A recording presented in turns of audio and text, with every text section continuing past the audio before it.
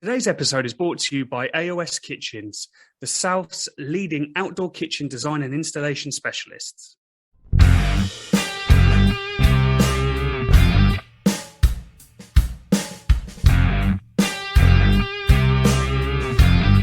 Welcome to another episode of the Meet and Greet Barbecue podcast. Today we're speaking to David from Spice Punch. He's a fantastic content creator. He does a lot of barbecue classes. You can see him all over Instagram, social media and everything. And without much further ado, here's David. So, hello, David. Fantastic to have you on the show finally after chatting to you at various events. But for anyone who doesn't know, do you want to introduce yourself properly? Because they won't know who we mean when we say Dave or David. Yeah, so I'm David from Spice Punch. Been barbecuing heavily for the last maybe 5 or 6 years now. Big foodies before that, and then discovered fire. And all things kind of kicked off from there, really. I love how you said fire so seductively. Absolutely. It does have that effect though, doesn't it? Yeah, what seduced you by fire? What brought you towards that flaming grill, as it were? I think just a hunt for that flavour. I mean, when we bought our first house to move into, it came with like a really the old classic, it came with a old sort of kettle style barbecue. I was like, well, I'll have a little crack at this. And I said, I'm always into food, always into cooking, always into hosting. And basically had a little play with that barbecue and ended up getting some like superb results on it. And then, it's absolutely spiraled completely out of control ever since then, really. But in a good way. So, again, for people who don't know, talk us through what you currently do as Spice Punch. Because I can't believe how busy you are. How do you even sleep? Well, this year's been a year of yes.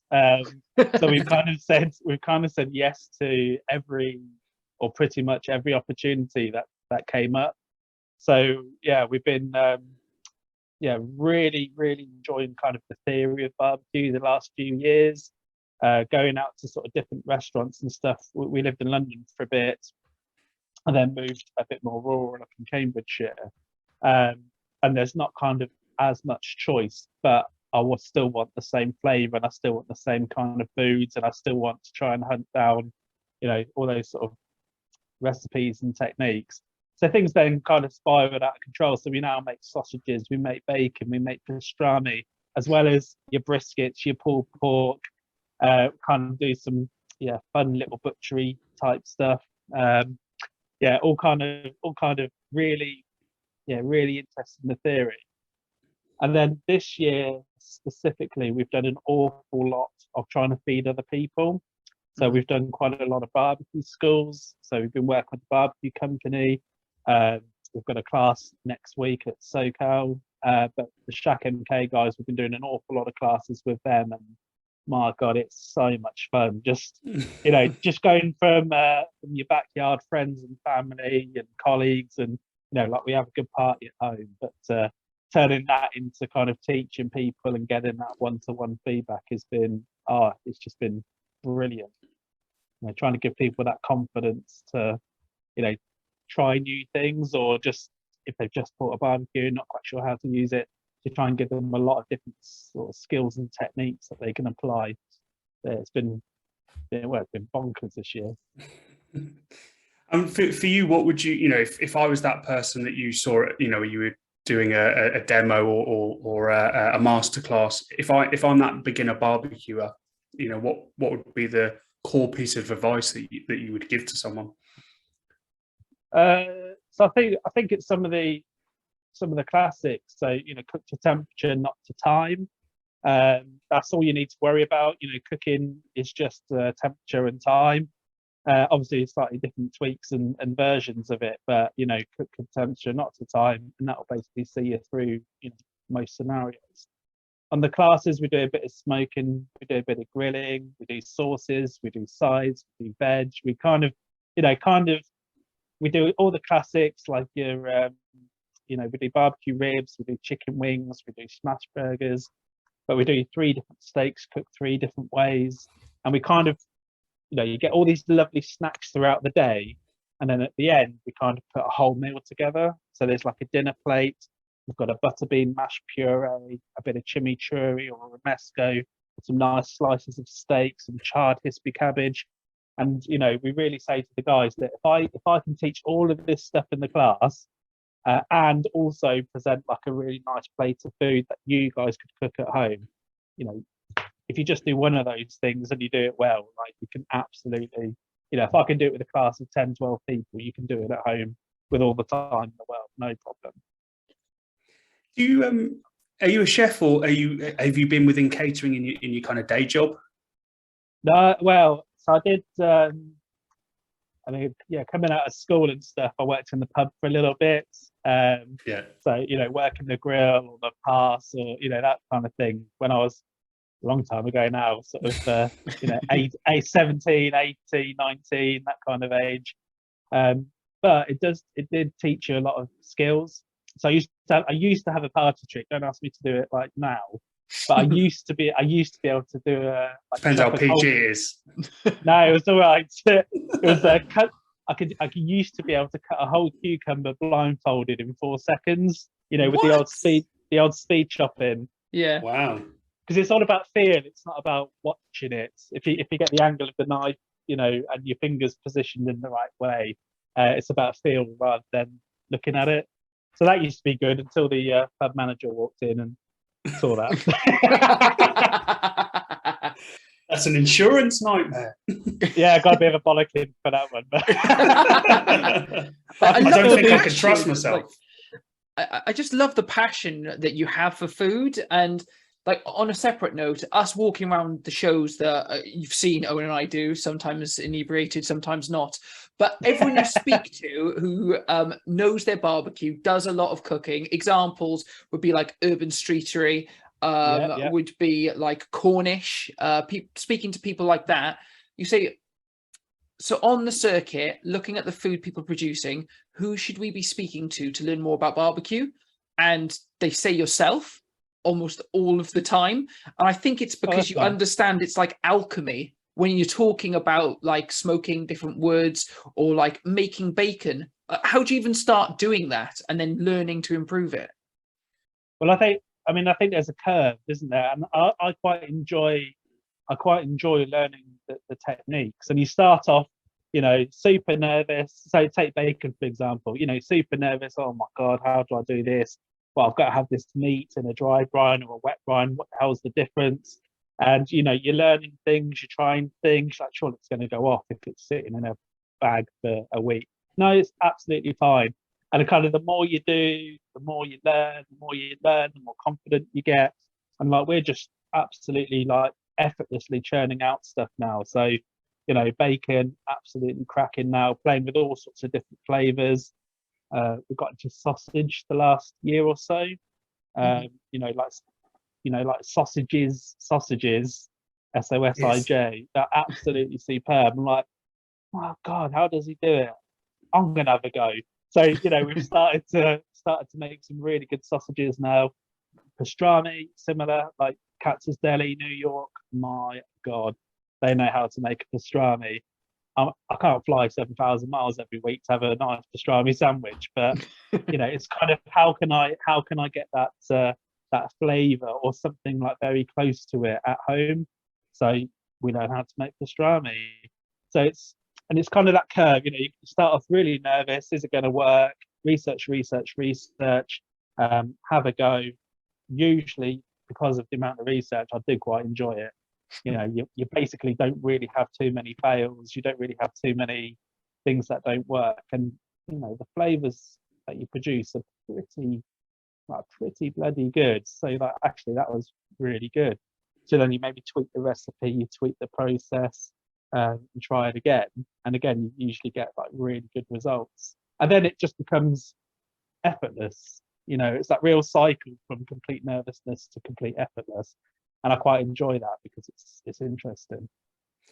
What struck me about the few times that we've met now, obviously before today, that just how much it seems like the enjoyment that you get from the research, and you mentioned the theory side of things earlier, that seems very much part of your process, isn't it? And it seems to be that's almost as enjoyable for you about learning those techniques, doing that research to then get that end product.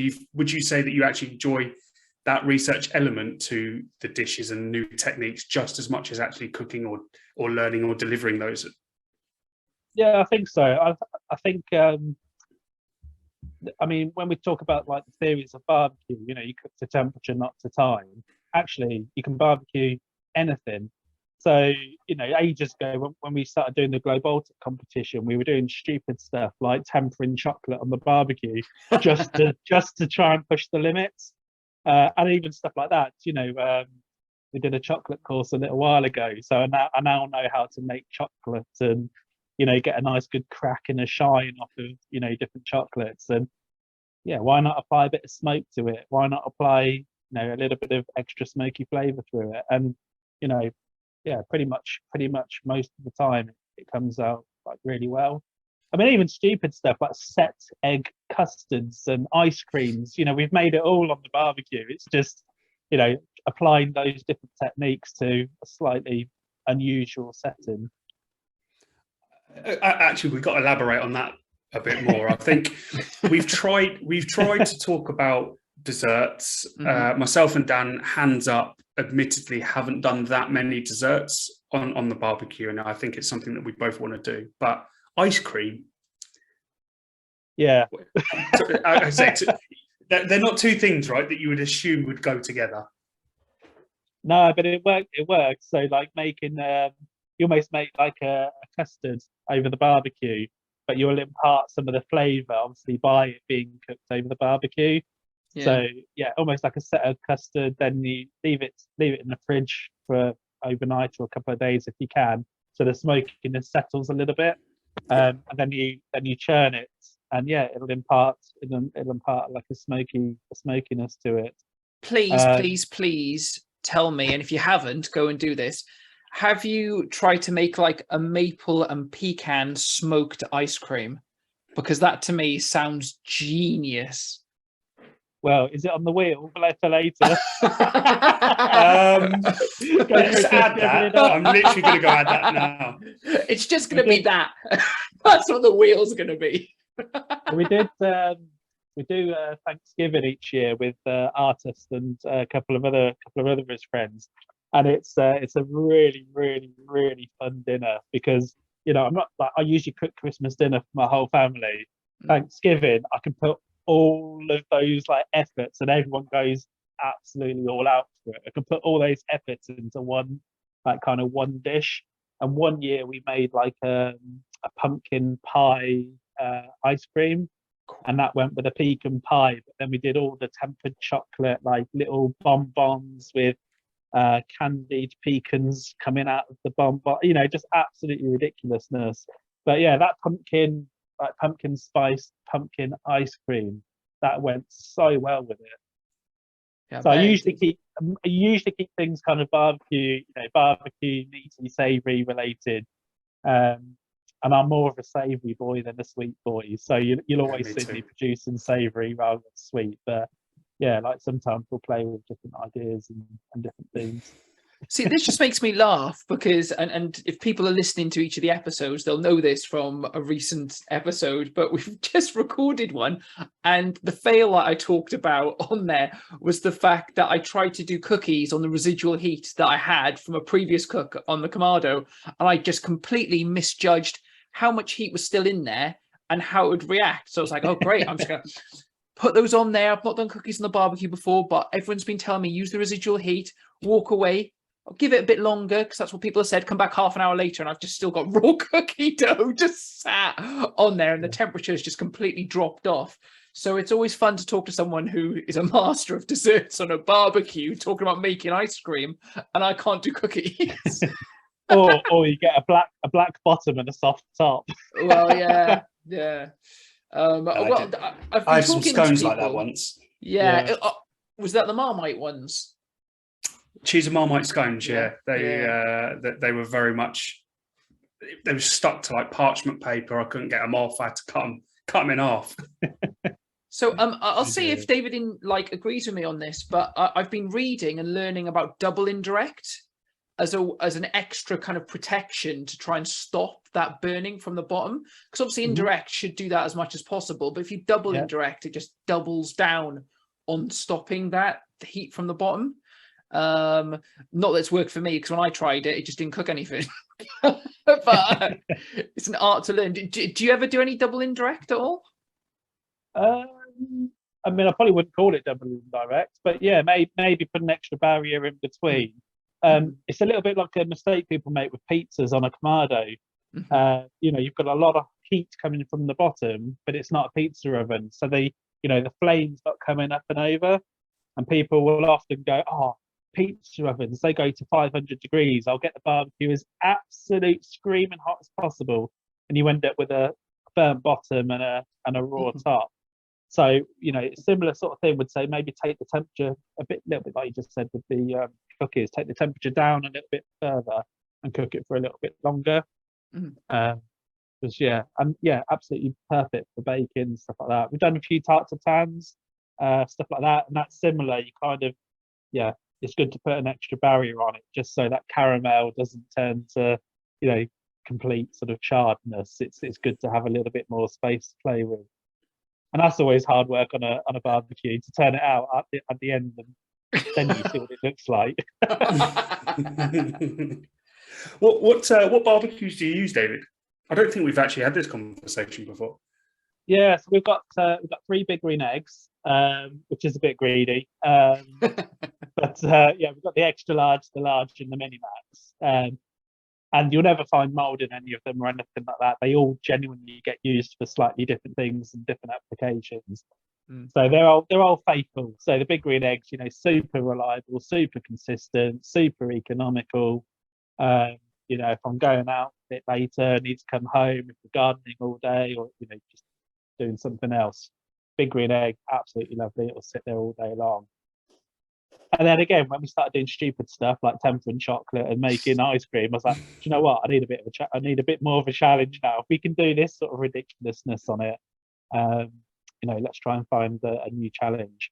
So that's when we got the Savage Fire Cage. So I was like, what's more extreme than this, or what's more sort of slightly unpredictable? And the Savage Fire Cage kind of filled that need. So it's so raw, it's so rustic, it's you're trying to basically tame fire, which if it's windy, not windy, it's humid, it's not humid, it's dry, it's sunny, it all makes a difference to the cook. And that's been a real fun thing to learn, because you're literally trying to tame fire. And I think the first steak I did took about 4 hours to cook. And you think it should be really, it should be really great. Like Savage Cage came at 12. Don't worry, love, I'll have a steak for lunch at 1. No, steak was ready for when you finish work. It took a really long time. But all the theories there, fire at the bottom, steak on top.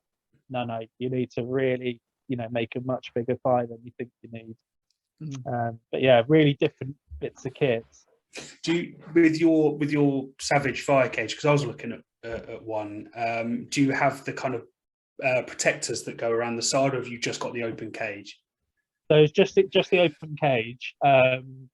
It is on my shopping list. I have asked Ed to make me some, because again, it's that control. It will allow me a little bit more control by having the sides on. I mean, Cambridgeshire, where we are, it's not too windy, so it's not too bad. But when it is windy, it could extend the cook by an hour or two. It really, really makes a big difference. So makes a big difference. We should have a Conroe style barbecue coming tomorrow from the guys at Chef's Locker. I borrowed one off Artist a few months ago and had an absolute blast on it. So I was like, right, I'm gonna have to figure out a way to keep hold of one. So we've got one coming tomorrow. So expect to see a whole load of yakitori Japanese style cooks coming up. And again, fantastic. I mean, it's me. When I borrowed Stuart's Artist's yakitori last time, I went full out chicken yakitori. I've got a year-old tare in the garage now, which is like the sauce that you dip your chicken into. you know, some of the restaurants in Japan, they've got them 100 years old, 200 years old. I've got a 1-year-old one now sitting in the fridge. And again, it's all like certain ways to cook and cut and prepare the chicken. And that's a good old hours, you know, rabbit hole to go into, just thinking about how you can prepare a chicken in a million different ways. Do you know what? There's a rabbit hole there that we could go down, which I'd love to get your opinion on. And the two are linked, to be fair. So Owen and I were talking earlier about sides for barbecue, because whenever you see bits and pieces on Instagram or whenever we're talking, the one thing that is always neglected really is sides. Yeah. But at the same time, sauces you can add to it make a huge difference. And you've talked there about like the year-old sauce, and you can also hear about even there's different levels of soy sauces, for example, which people won't even consider. But you know, you can get soy sauces that are years and years and years old and fermented in different ways. So what do you look for when you're pairing sauces with what you're doing? And also, what sort of sides do you do that people may have not considered for barbecue? Oh man, it's so broad. It kind of we kind of play with a lot of different things. I mean, I absolutely agree. Like if you say, "Oh, I don't like soy sauce," you know, bullshit. You just don't like that soy sauce that you tried. There's a million different varieties of soy. You know, it's like saying, "I don't like wine." There's a million different types of wine out there. Like when we okay, I'm going off on a tangent now, but like when we go on a holiday, me and the Mrs. Spice Punch, we usually, if we ever go on holiday, we try and book a cook school. Yeah. As like a couple's thing to do. And again, it's such a good way of like picking up loads and loads of cheeky little hints and tips. So yeah, we've sort of traveled the world doing cook schools, and it just gives you such a really really good idea about lots of different things. I mean, there's a really good one, like I'm doing kind of Asian style cooking, sesame oil. Yeah. Again, there's a million different types of sesame oil. There's one particular one that I really like, and you literally just need like 1 or 2 drops in a dish. It's so strong in there, because I use sesame oil as well. It's amazing how it transforms a dish. And if you've had a few drinks and you get it too handy with it, that's all you're going to taste. It doesn't matter. But then actually getting the shakes again, mate. You gotta. Well, you know, I don't know if that's alcohol or sesame oil. 1 or 2 drops, you know, like the stuff that we've got is quite expensive, but literally 1 or 2 drops, and that absolutely like punches through something like really well. Same with balsamic vinegar. Like I spent like the same amount of money as I spend on a really good bottle of whiskey on a really small bottle of balsamic vinegar. You know, like a 15-20-year-old balsamic. But my God, like the flavour of it is absolutely unbelievable. So I used it really sparingly and boshed it in about 3 months. See, my dad introduced me to balsamic glaze, and I almost always go for glaze rather than like the normal vinegar now, because I just think it's a completely different feel and texture. And I'm sure the more expensive balsamic vinegars smash the hell out of the glazes. But that's one tip I'd say. If you're not willing to look into and research that side, just try glaze for a change, because the flavour is different and deeper as well. Yeah, so glaze tends to be sort of boiled and reduced, so it intensifies the flavour. Whereas almost like the whiskey aging process, you know, whiskey evaporates. They call it the whiskey for the fairies. The angels portion. That's it. The angels share. Yeah, that's exactly it.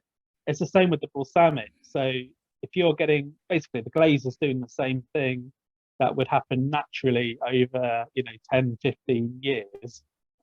But at a fraction of the cost. But yeah, glaze is super. We use it all the time. It's superb, and because it's a bit more viscous, it will stick to things a little bit better as well. Yeah. We're just geeking out on sauces. Yeah, geeking out on sauces. No one just looks a bit confused. I think you two have got yourself a new podcast. Glazed over. Hey, there we are. That's good. I mean, that could be a donut thing as well, couldn't it? Yeah, because again, Owen and I were talking about sides. What sort of sides do you normally look at, Owen, when you're doing barbecue for the family and stuff? Sides is an area that I don't do enough of, to be brutally honest with you. I would try a lot more sides, but my wife just wants to have salad with most things.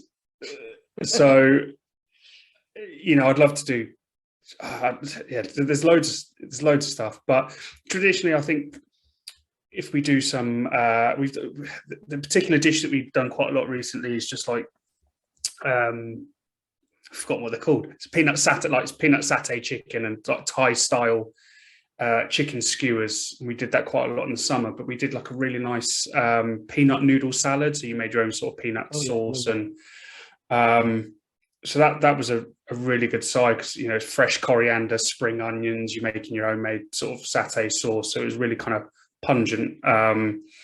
So that's always quite nice. I suppose there's your classics, isn't there? That if you have some brisket, well, you might as well do a bit of mac and cheese or whatever. But I think that gets a bit boring after a little while. Potato. Most things I just try and do something with a potato or salad. So I need to do more with it, really. Yeah, we've been talking about doing a sides class, like nothing but we said we call it nothing but sides, and just really go to town on lots of different dishes. I mean, it's one of the things in the class I really try and do. Like we do a romesco, we do a chimichurri, we do a butterbean puree, we do like a charred hispy cabbage, to really say, look, here's 4 other things that we've made today that go with the food. I guess I get peaks and troughs of inspiration. So I'll either have a really, really good idea for a dish and I'll think about the entire thing from beginning to end and, make a bit of Ponzi barbecue. Or similarly, like, oh God, what can I cook?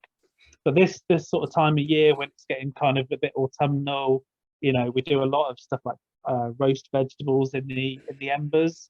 Mm-hmm. So, even something as simple as butternut squash, just literally bury the thing in the charcoal. You can make like butternut squash gnocchi. So you use half of it for a soup or half of it for a side. You can use the other half, mix it with a bit of flour, mix it with a bit of egg, and make like this really sort of smoky, delicious sort of kind of butternut squash gnocchi, and it works. Oh, that sounds amazing. Works really well. If you've been looking or thinking about an outdoor kitchen, then look no further than AOS Outdoor Kitchens. They are the South's leading outdoor kitchen design and installation specialists. Their extensive showroom is based just outside Bournemouth on the Dorset-Hampshire border, and as well as numerous in-store displays, also features a live outdoor kitchen where they cook every week on Kamado grills, pizza ovens, and all filmed and shown on YouTube. They offer a wealth of knowledge on how to transform your patio into the most incredible outdoor dining area with styles and options to suit every budget, and you can guarantee they will be able to create something perfectly suited to you and your home. They stock and supply everything that you're going to need for outdoor cooking, including barbecues, Kamado ovens, pizza ovens, outdoor fridges, and every accessory that you would need to become the ultimate outdoor chef. So if you want to make yourself the envy of your friends and neighbours, get in touch with them today to arrange a consultation and take the first step in transforming your back garden into the most incredible entertainment space. Visit aoskitchens.co.uk. A lot of stuff cooked in the embers works superbly. I'm not a big fan of beetroot, but if you bury the beetroot in ashes, it kind of draws out the earthiness from it and sort of chars and caramelizes it. And then obviously, add a little bit of extra zhuzh to it. So maybe a bit of lemon or a bit of goat cheese to cut through it. I'm trying to introduce a lot of texture. So again, maybe some nuts or something with it that will go with the creamy butternut squash. Or if you've got too much beetroot and think, oh God, how can I use the rest of this? Get the mandolin out, dehydrate it, make beetroot crisps. You can kind of make a really, maybe impressive looking dish from just thinking, oh God, I don't want to eat 5 bits of beetroot, but I can maybe cook 3 of it, do something with the other 2. The thing I'm guilty of is whenever I think of sides, I start doing something and then halfway through my brain goes, actually, I'm basically making a vegetarian main dish here to have with whatever we're having. Like, I love a vegetable moussaka as a side to stuff because I'm just like, cheese, yes, veg, yes, smoked and baked and just gooey, yes, but that's not really a side. that is literally just another meal that's not got meat in it, and so that's not really a side dish. But I'll only have a little bit, and then you end up with a massive. Yeah, a exactly massive that. Yeah. And then you pretend that, oh, it's healthy though because it's full of vegetables. Let's ignore all of the And cheese stuff in it. Yeah. But I'm trying to introduce more pickles and kind of the acidity into the barbecue that I've been doing. Like, I'm absolutely obsessed with sauerkraut at the moment. I think it goes with anything barbecue, and it just lifts it because of the crunchiness, because of the acidity. It cuts through everything. But you can't just have a pot of it as a side dish. So I've also been mixing it with coleslaw as well to give that a bit more of a different tang. But what other sort of like acidic style and crunchy style sides do you put together or do you think about? So one we've been making quite a bit this year is like a pickled cucumber, and it works really, really well. So like you can either do the ribbons, or we've got the mandolin because we've got like most gadgets. I love a gadget. We've got the mandolin, slice it into really thin discs. You salt it and then leave it out 15-20 minutes, and then salt. Not salt, you've already salted it, but a bit of sugar, a little bit of vinegar, maybe some extra sort of aromatics just to flavour it a little bit further. But it comes out absolutely superb. And it could just be something as simple as a smashed cucumber sides, but with a bit of vinegar, a bit of salt, a bit of sugar, and it's absolutely delicious. And you don't even need to put it in the fridge. If you leave it out at room temperature, it behaves even better than putting it in the fridge if you're eating it the same day. Yeah. So yeah, pickling's one I'm just playing with a little bit. Pickled red onions, we'll do tons of those. Pickled cucumber, we'll do tons of those. It's surprising how quick you can do it as well. Because I think when people think of pickles, they think of something that's sat in a jar for days, weeks, months, or whatever. But you can like get pickled red onion in 15 minutes. Absolutely. Yeah, well, the idea is preservation. It's old school preservation. So if you're on a homestead and you didn't have Tesco's down the road and it was electricity hadn't been invented, you'd be having tons of jars and be eating those basically all the way through winter just to add a bit of flavour to things. But yeah, absolutely, same as me. I'll wash those bloody cucumbers in about 2 days because they're just so delicious. But if you made them after them, they should be fine for 6 months. So what's kind of next for you, David, as we kind of come into Christmas and scarily talk about next year? Well, this is the thing. I don't think we've got a weekend free now till the 10th of December, just from one thing or another. So it's been very busy. So we've got the SoCal class next Saturday on the 22nd. That's kind of a butchery class.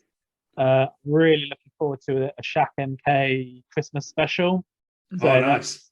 That's the 3rd of December. That's going to be absolutely outrageous. All the greatest hits of Christmas that I've done through the last few years on the barbecue.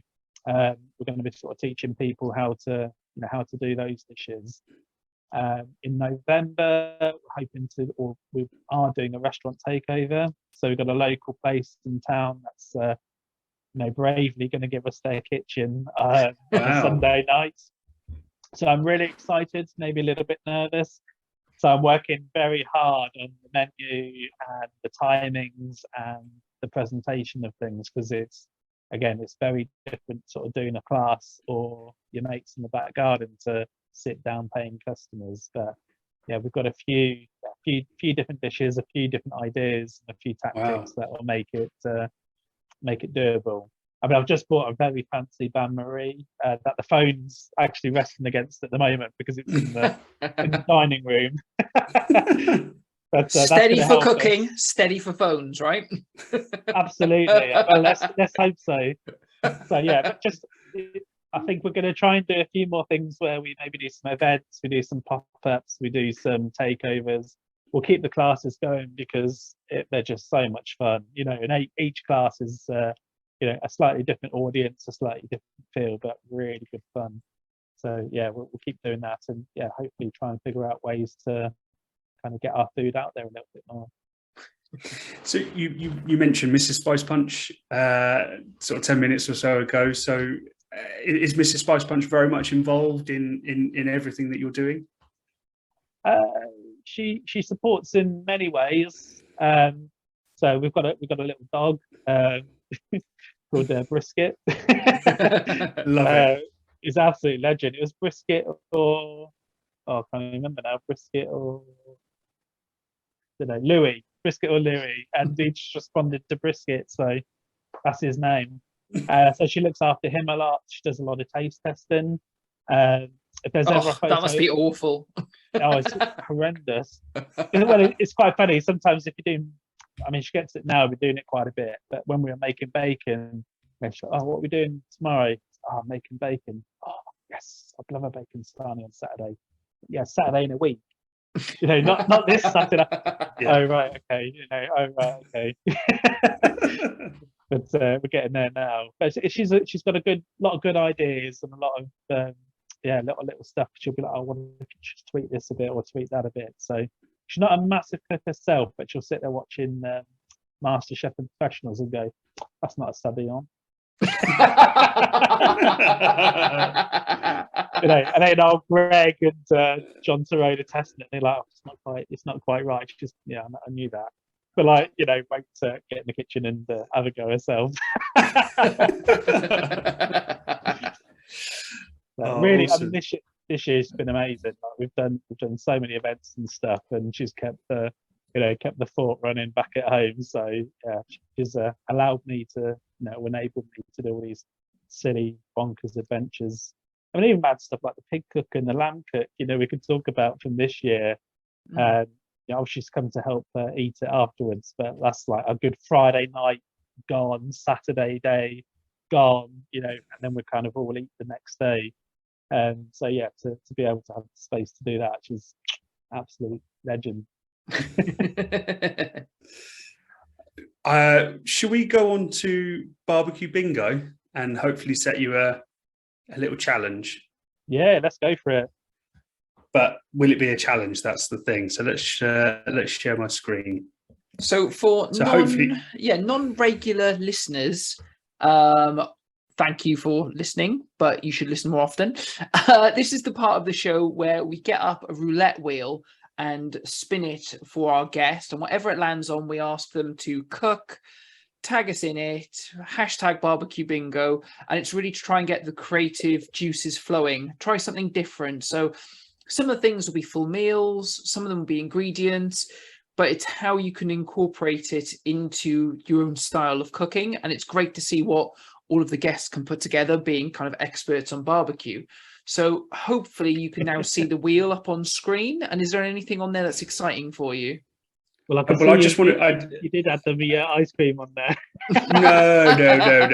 That was definitely there before. Seamless. As if by magic.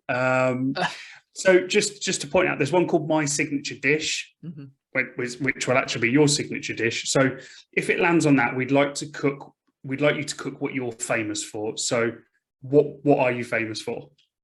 Well, it'd probably be the dry aged beef. I think we've got a professional dry age probably coming up 3 years ago, maybe just over 3 years ago. So yeah, I think absolutely ridiculous dry age steaks is kind of one of the things that we're known for. So, and it's been a little while since I've had one. So yeah, I wouldn't be annoyed at all if that came up. Is there anything on there that you don't like, or first and foremost, are you allergic to anything? No, I think everything's good. I'm a real foodie guy. So, even if there was a vegan category, we would absolutely smash it on the barbie. So yeah, there's nothing on there that's not not going to be a challenge. I'm kind of worried, like if it lands on mint, is that going to end up to be like mint ice cream? Worried is the wrong word. It'd be exciting, but be different. Well, we'd have to have an element of barbecue in there somehow. So maybe we'd making the custard smoked on there, right?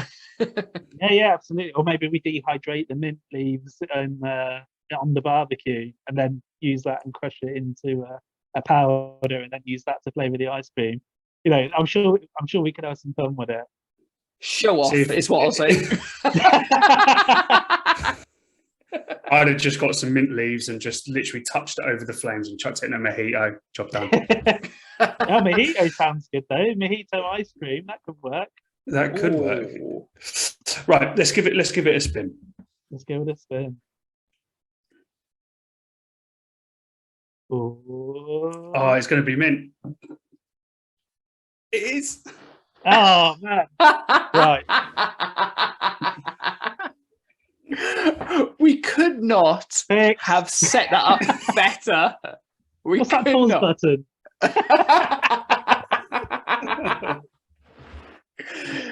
Oh God! Right. I wish we could have fixed that, because we've never had that before. We've talked in depth about something and then it's come up.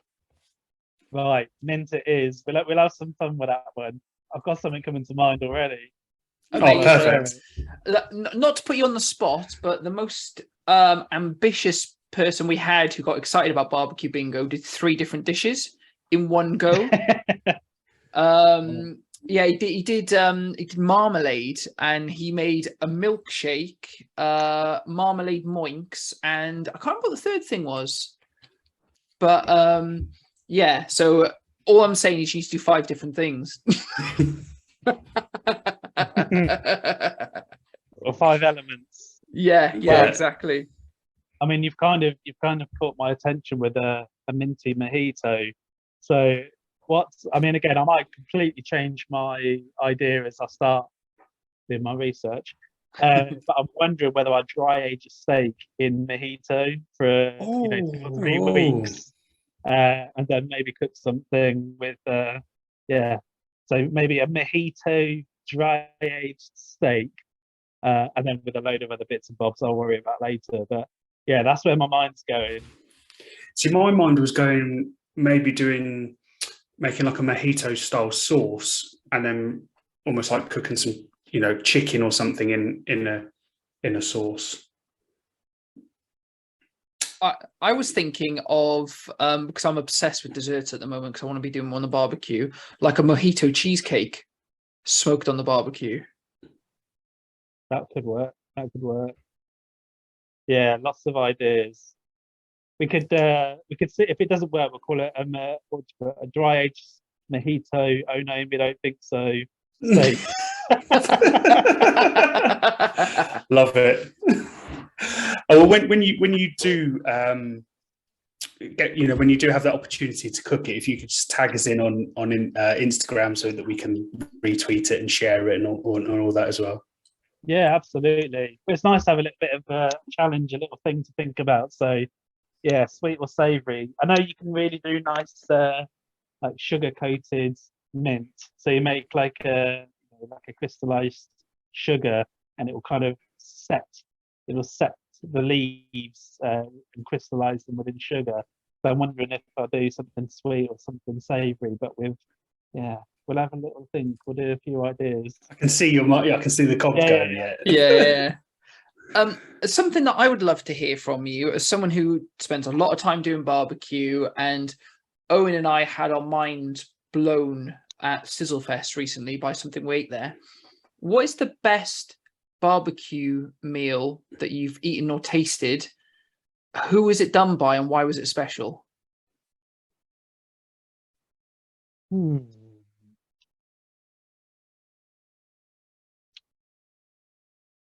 don't know. There's been quite a few. Run through a few. Well, I mean, even just this year, like doing that hog cook, the whole hog cook and the 2 lamb cooks, especially the whole hog cooks. It was the first go at us ever doing anything like that, and it was genuinely a little bit emotional. I think that was partially because we're absolutely knackered from the day before building the pit and moving like 250 breeze blocks, cutting up rebar, setting out, 750 kilos of wood, staying up all night cooking it, and for it to turn out so well. That was a really, really special moment. When we did the Glow Baltic competition, like the absolute final cook, we did 3 cooks. We recreated our wedding dinner, So we had like friends, we had family, and we basically we redid our wedding dinner, and that was a real special, like real fun cook, a real special, real special event. And also as part of that, we did, did a big cook with Artis Barbecue, over the offsets, and we did, and again similar to the final, it's like an all-American platter. So, absolutely everything: Alabama white chicken sauce, brisket, beef short ribs, sausages, ribs, everything. Another mention, I think coming out of lockdown when we could first meet up, I did a big, great big cook for the family. So yeah, maybe I guess the theme is family and friends, with all of those special cooks. Either I've taken part in or cooked, but like it's more about the people that you're with. The food obviously massively, but like the people that you're with enjoying it, that moment is a big old thing. Yeah, it's a really hard one to pin down. Barbecue brings people together, and it's that emotion. Now, that's why we enjoy it so much. I also think that's why, particularly in Britain, why barbecue hit home so hard during the pandemic, because it's all about community. It's for cooking for people, cooking for friends. You get a lot of people around, and it's something that not only did people miss when they couldn't have it, but when people could first get back together, barbecue was such a wonderful way to get everyone together outside in a way that you could still be safe and 2 meters away from people, but people could still go around the garden. Even if you had like 4 people over when you're allowed like a group of 6 or whatever, it was a way you could connect over food in this animalistic ritual fire way, while also having kind of like an emotional experience with each other. That being said, Owen and I's best barbecue taste ever was the feather blade that we had down at Sizzlefest this year, which blew our minds. It was so good, wasn't it? I had the same one, and it was ridiculous, beautiful. It was absolutely ridiculous. And Owen and I have been researching where we can get feather blade for, because I've never had beef like that ever. Yeah, it's a super good cut. Again, like I think all the lockdown stuff we were talking about was like weird. Like we were obviously, with all our dry aging and ridiculousness around that, we obviously buy an awful lot of beef and a lot of meat from our butchers. And through lockdown, like me and the missus were still cooking for like 20 people, even though there's 2 of us at home, because the butcher was ringing us up going, look, nobody's buying brisket, but there's queues, all the way around the block, when things went proper mad. There was no food in the supermarkets. He was going to Smithfields every morning, 3 a.m, getting the meat, coming to the shop, and the queues around the block.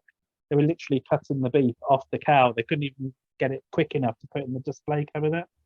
And he was saying to me, David, like, can you help me? Nobody's buying brisket. Please, you'll do me a favour if you take some briskets off me. I'll do it for £2.50 a kilo. Jesus. Please. And I'm like, yes. So we'd turn up at the butchers, queues around the block, get our face in the queue, and then I'm walking out with this kind of 15 kilo bone-in brisket on my shoulder, and then coming back to the shop to pick up the next one. Oh, there's a queue here. Like, yeah, I'm very well aware. I'm just getting the other one, and they're all going, oh, they leave some for the rest of us. I'm getting the stuff that you guys don't want. So everyone chill out a little bit, calm down. Otherwise, I'm going to hit you with brisket. Yeah, I'll just do a quick spin. Yeah, do a 180 and knock them out. And like, obviously, the bigger bit of meat you get, the better results you tend to get. Like if you get a 1 kilo pork shoulder, it's not going to cook like a 10 kilo pork shoulder. So again, we were, because I'm NHS in my normal life, so times were stressful. Not front line, but like we look after all the systems and the processes and building all the moving of systems and stuff in the background, and it's kind of, when things were a little bit bonkers, we're doing 15 days straight and things like that, actually cooking a massive sort of 10 kilo full pork shoulder and then just backpacking it, sticking it in the freezer, and you kind of had, unlimited easy access to, to a whole load of easy dinners. That was quite a good way of getting my barbecue fix with a big piece of meat, but also making life a little bit easier for us on those stressy days. Absolutely. So is there anything before we kind of wrap up, is there anything that perhaps we haven't spoken about yet that obviously you wanted to kind of let us and also obviously our listeners know, or anything that we haven't spoken about in general about barbecue or otherwise that you'd like to kind of bring up?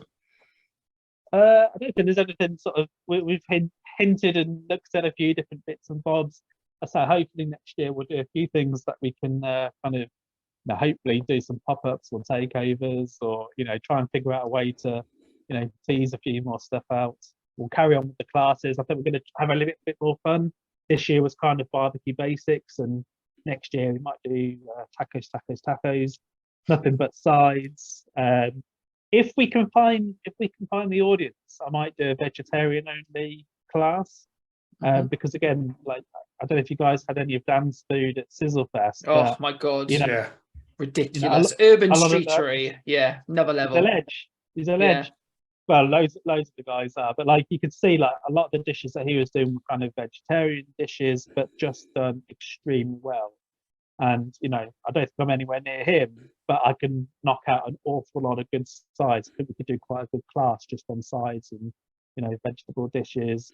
Fish, I don't cook a lot of fish, so that might be a place that I want to explore a little further. Good pun. I was just about to say the same thing. Great pun. So that's mainly because the missus doesn't really like fish or seafood. So, I don't want to cook 2 dinners. If you ever see on the Instagram, 3-4 posts about fish, it's because she's probably been away for one night and I've had an absolute fish binge. And if you scroll back, you will see sort of 3 or 4 posts of fish at once. You're like, this just Spice Bunch has been away for the night. But yeah, it's that thing. I don't want to cook 3-4 dishes, like absolutely no way. So yeah, but no massive news. Just lots more, hopefully lots of more classes next year and some opportunities to get it out there and show people a bit more about what we can do.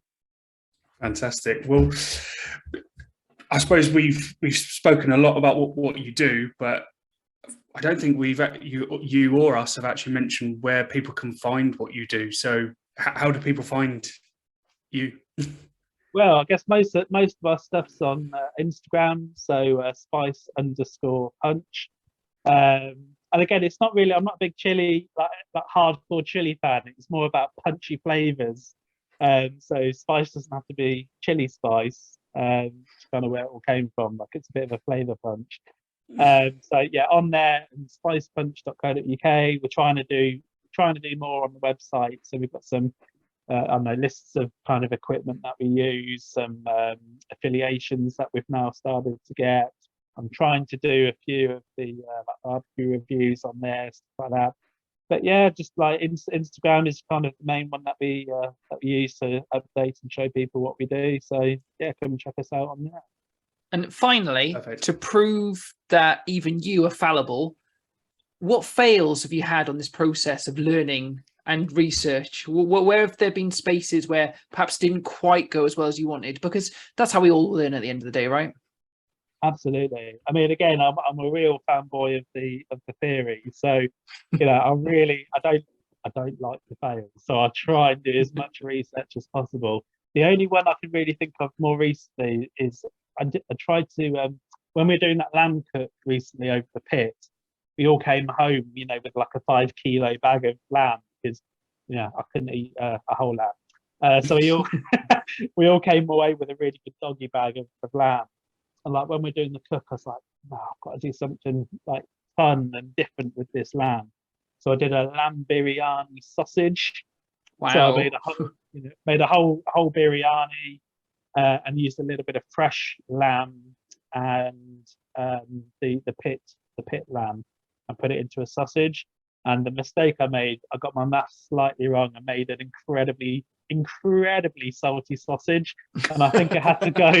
I think I had to go to Tesco's and try and buy an extra. It was something stupid like 4.5 kilos of lamb, just to try and like lamb mince, just to try and balance it out. So it kind of went from a really cheeky little cook just to try something out to actually quite an expensive sausage to try and make it. So yeah, I think it was 5 to 8%.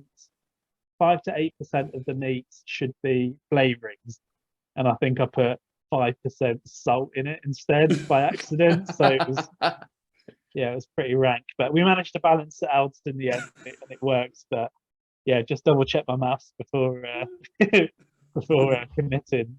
But I did the right thing. I tasted it before I started filling it into casings, because that would have been a real sad day if I'd made them inedible. So you have a little taste of the mixture. But yeah, that's probably one of the only ones that's kind of, certainly in my mind, that I can think was definitely a fail. And if I do have fails, if I do have them, I do post them as well. So important for people to understand to show you that happens. reality. Yeah, It of course. shows reality. It's not always perfect. It's Instagram versus real life. So if we do have them, I will share them if it's like a real disaster, but very, very rarely, luckily. But then again, I've not got kids running around, distracting me from stuff, and I'll try and focus in on the barbie, or like thinking about the timings if I'm doing other stuff. So yeah, I think if you've got maybe a bit more of a busier life and lots of stuff going on, then maybe it's a little bit harder. But yeah, luckily we don't really get too many fails. Perfect. Well, it was amazing to have you on, and can't wait to obviously catch up in person again next year at some events or shows or whatever. But it was great to have you on, David. Yeah, absolutely great. Yeah, thanks for having me. It's been good fun. Thanks so much. Well, that's it for another episode of the Meet and Greet Barbecue Podcast. It was great to catch up with David, aka Spice Punch. There's not much this guy can't do. Smoking, curing, pickling, butchery. So it's really exciting to see those masterclasses, demos, and hopefully some more pop-ups and events coming up. So make sure you check out his socials and his website. Also check out the Meet and Greet BarbecuePodcast.com website, where we've got a store where we're working with some affiliate partners and some of the great products that we use and our guests use, along with some of the merchandise. We always want to hear from you as well. We want to find out what you want us to talk about on the podcast. We want you to be excited about the content that we create. So do get in touch with us through Instagram, Facebook, through our website contact page. But until next time, keep on grilling.